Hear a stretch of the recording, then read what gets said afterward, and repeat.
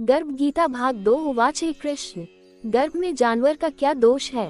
पैदा होने के बाद उन्होंने विभिन्न बीमारियों का अनुबंध किया, तब मृत्यु होती है। कौन सी क्रिया व्यक्ति को जन्म और मृत्यु के चक्र से मुक्त करती है। कृष्ण ने कहा, हे अर्जुन, ये लोग अंधे और अज्ञानी हैं, ये दुनिया के प्यार और मोह में शामिल हैं। यह विचार कि मुझे ये पदार्थ मिला है और मैं इसे प्राप्त करूंगा, उसके मन से दूर नहीं होता।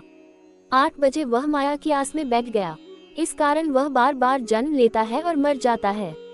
वह भ्रूण विषाक्तता से पीड़ित है। ये सब सुनकर अर्जुन के मन में एक प्रश्न उठा और उसने कृष्ण से पूछा कि यह मन अपने आप दौड़ता हुआ हाथी जैसा है। प्यास की शक्ति, यह मन 5 इंद्रियों के अधीन है। काम, क्रोध, लोभ, मोह और अहंकार। अहंकार इन 5 में सबसे प्रबल है। यदि हाँ, तो मन को कैसे नियंत्रित किया जा सकता है। कृष्ण ने कहा, यह मन हाथी के समान होना चाहिए। प्यास की शक्ति, मन 5 इंद्रियों के वश में है। अभिमान इन सब में श्रेष्ठ है।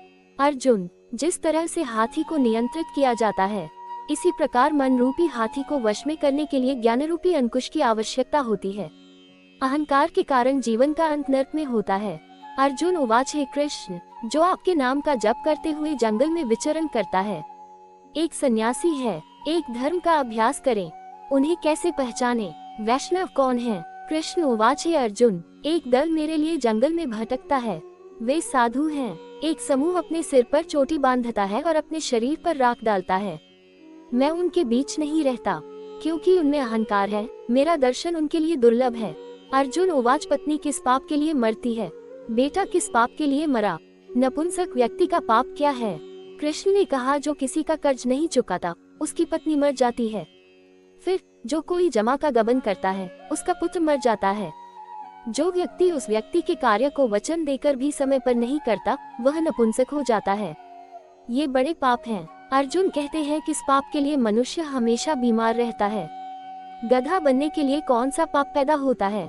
पत्नियां और टट्टू क्यों पैदा होते हैं। बिल्ली का जन्म किस पाप के कारण होता है। कृष्ण उवाच, हे अर्जुन, जो बेटी देता है और उस उपहार की कीमत लेता है, वह दोषी और हमेशा बीमार रहता है।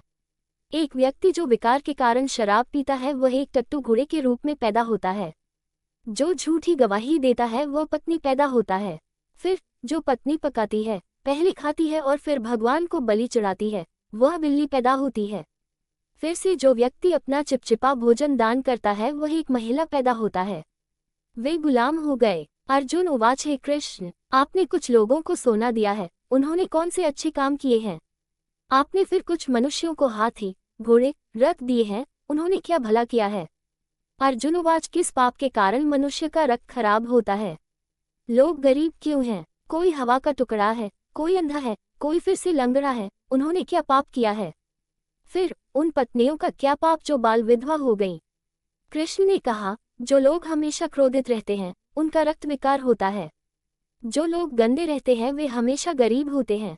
यदि आप कुकच करने वाले ब्राह्मण को भिक्षा देते हैं, तो उनका टुकड़ा हवा हो जाता है। जो लोग किसी विदेशी स्त्री को नग्न देखते हैं और फिर गुरु की पत्नी को बुरी नजर से देखते हैं, वे अंधे हो जाते हैं। जब गुरु और ब्राह्मण को लात मारी जाती है, तो वे लंगड़े और अपंग हो जाते हैं। एक महिला जो अपने पति को छोड़कर अपने पति के साथ रहती है, बाल विधवा हो जाते हैं। अर्जुन उवाच, गुरु दीक्षा क्या है। कृष्ण ने कहा, धन्य है उसका जन्म जिसने ये प्रश्न पूछा है। तुम सौभाग्यशाली हो। गुरु दीक्षा 2 अक्षर की होती है, हरि ओम। ये चरित्र गुरु कहते हैं। इन 4 अक्षरों को अपनाना उत्तम है। हे अर्जुन, जो गुरु की सेवा करता है, वह मुझ पर कृपा करता है। उसे 64 योनियों से मुक्त किया गया था। जन्म मरण से मुक्त होकर नरक नहीं भोगता। जो गुरु की सेवा नहीं करता, वह 3.5 करोड़ वर्ष नरक भोगता है। यदि कोई गुरु की सेवा करता है, तो उसे 1 से अधिक यज्ञ के समान फल प्राप्त होता है। हे अर्जुन, जो जानवर आपके और मेरे बीच की बातचीत को सुनते या पढ़ते हैं, वे गर्भ के दर्द और 74 योनियों से मुक्त हो जाएंगे। धन्यवाद दोस्तों।